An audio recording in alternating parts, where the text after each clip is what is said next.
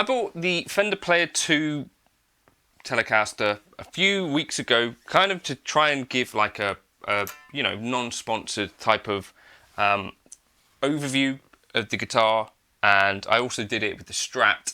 The Strat went back because there was kind of a fatal flaw with it. The Tele didn't have any such flaws, but actually as time has gone on, I'm finding myself kind of less enthused by the instrument, so I kind of wanted to follow up in the spirit of trying to be, fair and maybe give it a bit of a balanced opinion. I pulled it out of the case yesterday. I've gigged this a couple of times, so it's kind of like a couple of gigs, a rehearsal. I've been taking it as backup to a couple of gigs as well.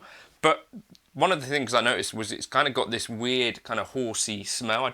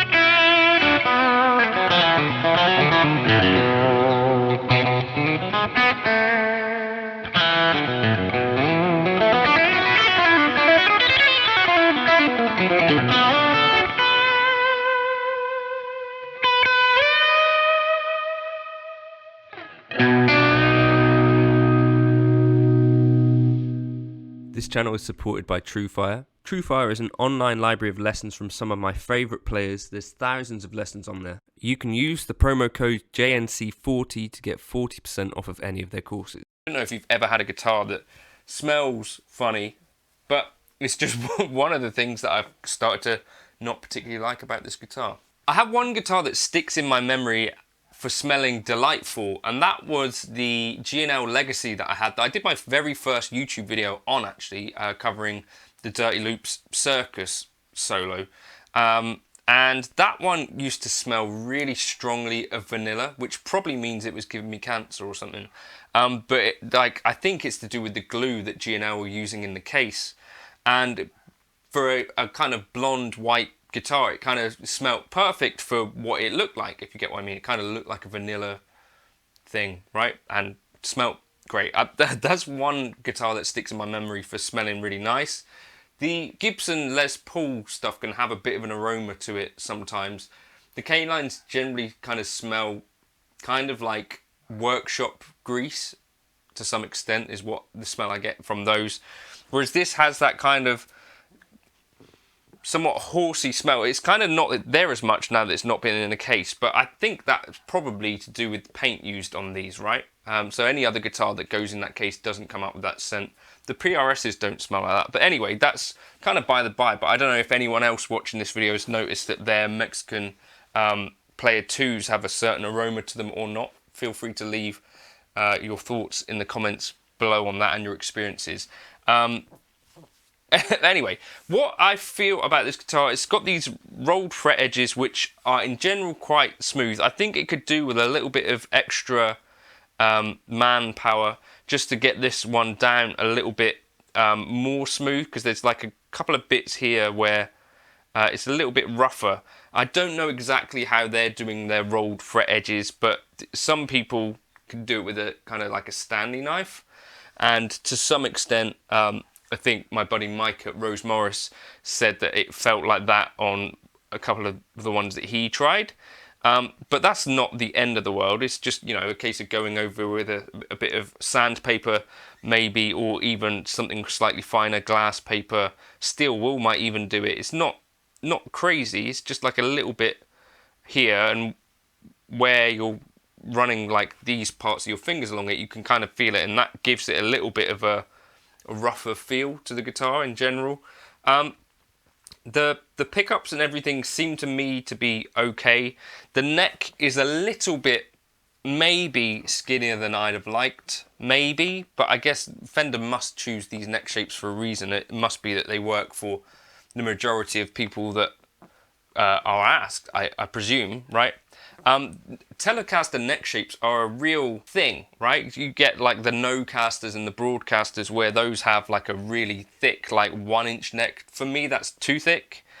This is a little on the slim side, but I've got my Twattercaster has an even slimmer neck, which is more like a Squire Classic vibe sort of style, but it's quite flat, like 14-inch radius or something silly like that. I think maybe the perfect neck for me seems to be like the K-line medium C, where it's not quite in that no-caster territory, not quite in the slim territory. It's kind of that Goldilocks.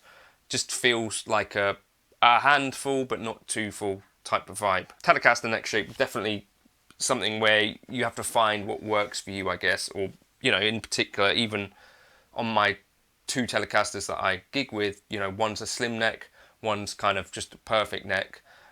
I guess it depends on the guitar. It kind of feels and plays a little bit on the thin side is how I would say, and whether that's kind of like a combination of factors, like that slight rough feeling here, and then that's kind of translating in my head also to a slightly thinner tone. You know, that's very kind of much a feeling rather than a reality, but it's kind of what I'm getting from it. And the guitar is like £8-ish, which is a little bit, I think, on the heavier side.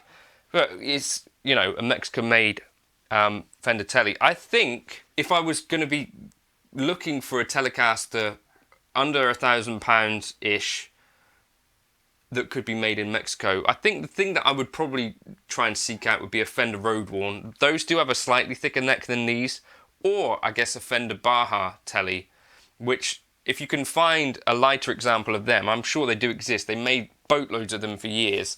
Those are really, really, I think, pretty respectable guitars and have some really decent pickups in them. Whereas these are, you know, okay, but I'm not getting blown by them.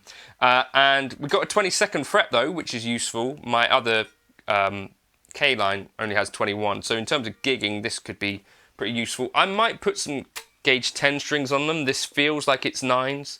I've not confirmed it.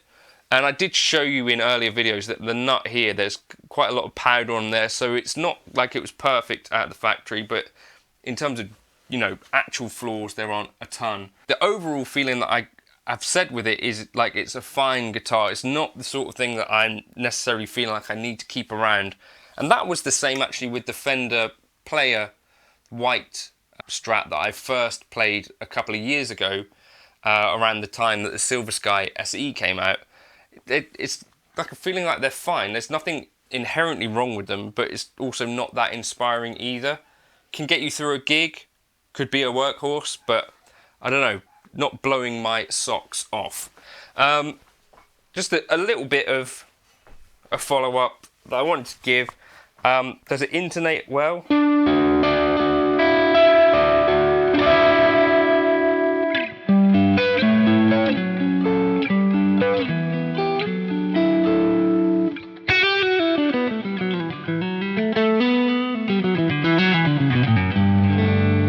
It plays really well as well.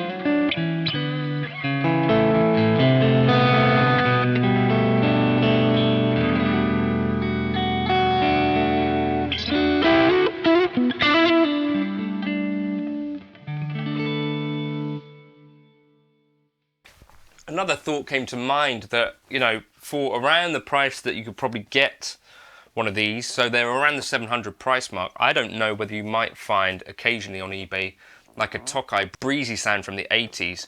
Maybe I might keep an eye out for one of them and see if those are decent, or the Fender Brad Paisley Road Warns as well, although those are kind of silvery looking. Those were really, well, I played one was, it was really light, a really pretty decent guitar, and again I think pretty decent pickups in that. So those are some other kind of suggestions around this guitar. I think essentially there's nothing particularly wrong with it, but it's also not, I don't think, necessarily a keeper either.